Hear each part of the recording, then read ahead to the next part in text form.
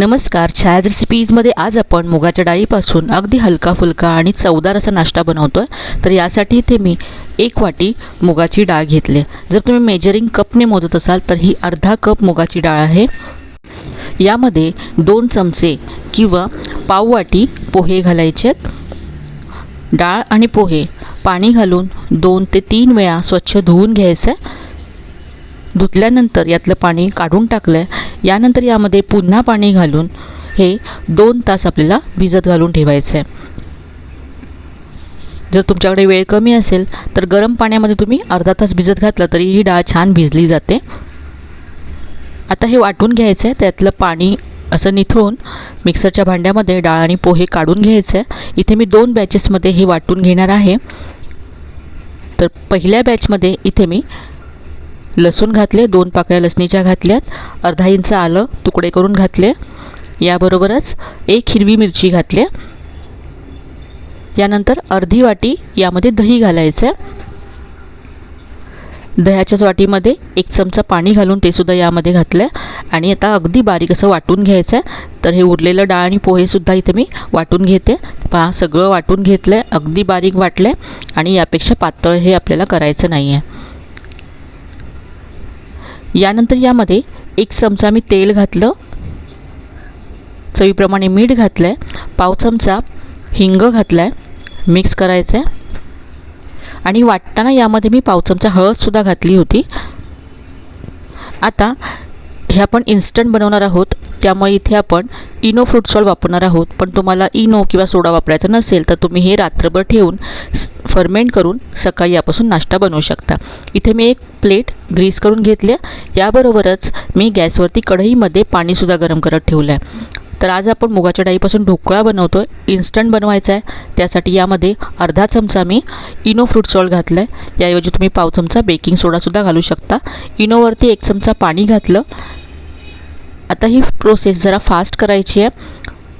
फटाफट आपल्याला हे मिक्स करायचं आहे आणि लगेच ग्रीस केलेल्या प्लेटमध्ये हे काढून घ्यायचं आहे।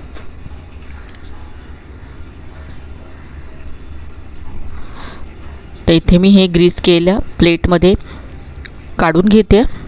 कढईमधलं पाणीसुद्धा गरम झालं आहे। ढोक्याची प्लेट आपल्याला गरम पाण्यामध्येच ठेवायची आहे। उरलेलं मी वाटीमध्ये वाफवून घेते। यावरती मी थोडंसं लाल तिखट पसरवलं आहे, फक्त दिसायला छान दिसावं म्हणून। पहा, इथे पाणी छान गरम झालं आहे। यामध्ये मी एक स्टँड असा उलटा करून ठेवला आहे। यामध्ये ही प्लेट ठेवायची आहे। गॅस मीडियम ठेवायचा आहे आणि 10 ते 12 मिनटं आपल्याला ढोकळा वाफवून घ्यायचा आहे। 10 ते 12 मिनटामध्ये ढोकळा व्यवस्थित असा वाफवला जातो। ढोकळा आपला तयार होतो आहे तोपर्यंत आपण मस्त अशी लसणाची चटणी बनवूया या ढोक्यासोबत खाण्यासाठी। अशी वेगळी अशी चटणी आहे।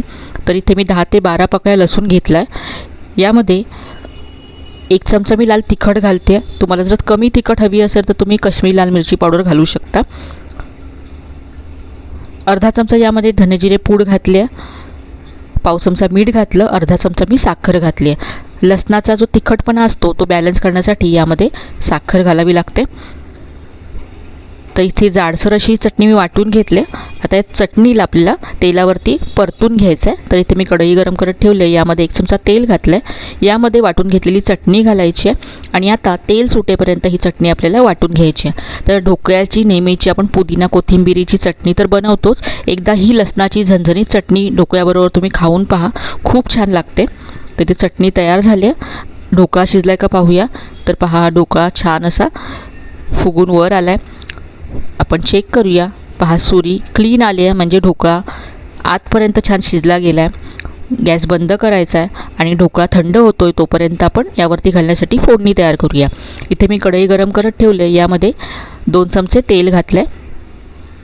तेल गरम झालं की मोहरी घातली, जिरं घातलं, कढीपत्ता घातला, पाव चमचा हिंग घालायचा, 1 चमचा सफेद तीळ घातलेत। यामध्येच मी पाव कप पाणी घातलं,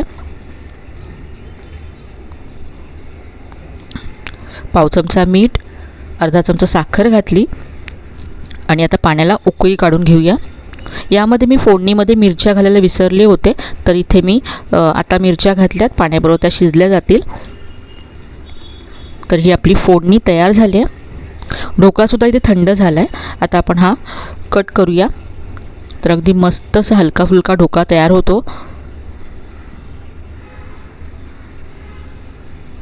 सकाळी जर ढोकळा बनवायचा असेल तर तुम्ही रात्री डाळ भिजत घालून ठेवली तरी सकाळी झटपट तयार होईल हा ढोकळा।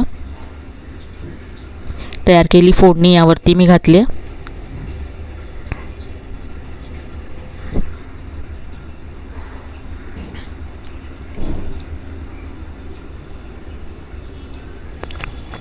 पहा अगदी मऊ लुसलुशीत असा हा ढोकळा तयार झाला आहे।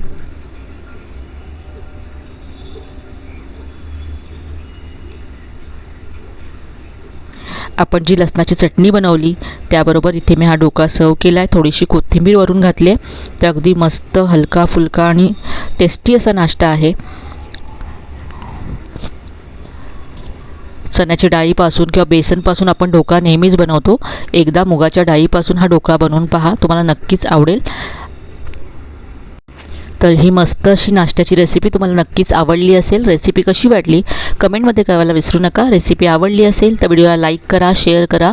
चॅनलला अजून सबस्क्राईब केलं नसेल तर नक्की सबस्क्राईब करा। चला तर मग पुन्हा भेटूया अशा छान छान आणि नवीन नवीन रेसिपीसह। तोपर्यंत धन्यवाद।